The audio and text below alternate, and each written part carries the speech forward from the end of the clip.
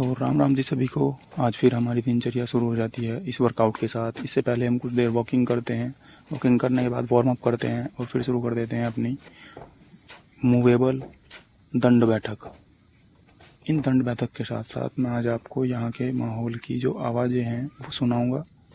इसमें कुछ पशु पक्षियों की आवाज़ें होंगी, जैसे कि मेरे पीछे अभी आप सुन सकते हैं बैकग्राउंड में एक साउंड चल रही है और साइड में कोयल के कूकने की आवाज़ आ रही है। और एक तो मेरे पास ये बिल्कुल ऊपर इस कोयल को आप सुन सकते हैं। ये आवाज़ें एकांत और शांति का अनुभव कराती हैं और हमें और ज़्यादा एनर्जेटिक बना देती हैं। फिर हम लगाते हैं ऐसे हनुमान दंड, और हनुमान दंड लगाने के साथ साथ हमारे फुल बॉडी वर्कआउट भी हो जाता है। फिर हम कुछ देर का रेस्ट लेते हैं और फिर शुरू कर देते हैं बैलेंसिंग। बैलेंसिंग करना बहुत ज़्यादा आसान है। यदि आपके हाथ की स्ट्रेंथ और शोल्डर की स्ट्रेंथ पहले से खुली हुई हो तो आप आसानी से आगे की तरफ अपना वजन लेते हुए बैलेंसिंग कर सकते हैं। और फिर हम शुरू कर देते हैं हाफ सपाटे। हाफ सपाटे लगाने के साथ साथ आप सुबह के मौसम का जो यहाँ का माहौल है, वातावरण है, वो आप देख सकते हैं। बहुत ज़्यादा शांत और शुद्ध है। इस माहौल में एक्सरसाइज करना, ध्यान लगाना और अपने आप को एकांत में बैठाना बहुत ही सुखमय होता है। इस आनंद की अनुभूति केवल लेने पर ही प्राप्त हो सकती है,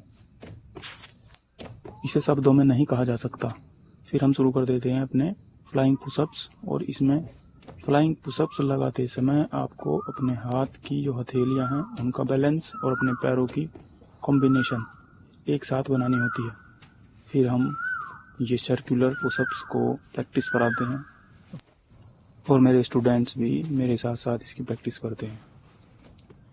लगातार 15 मिनट तक प्रैक्टिस करने के बाद हम थक जाते हैं। फिर हम कुछ रेस्ट लेते हैं और रेस्ट लेने के बाद हम कुछ देर इन पशु पक्षियों की आवाज़ों को सुनते हैं और फिर हम ध्यान मुद्रा में बैठते हैं।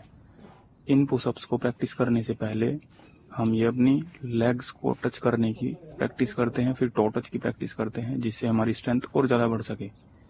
और यहाँ का माहौल और यहाँ का वातावरण आप इसमें देख सकते हैं। ये हमारे पास ही कुछ कोयल और छोटे छोटे पक्षी अपनी अपनी आवाज़ निकाल रहे हैं, जो बहुत ही मधुरमय और शांत वातावरण बनाती है।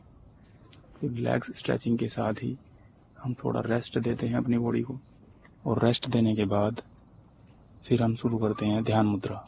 और ये जैसे मेरे पीछे जो आवाज़ आ रही है कोयल की, ये आप सुन सकते हैं। तब तक मैं अपनी बॉडी की स्ट्रेचिंग करता हूँ।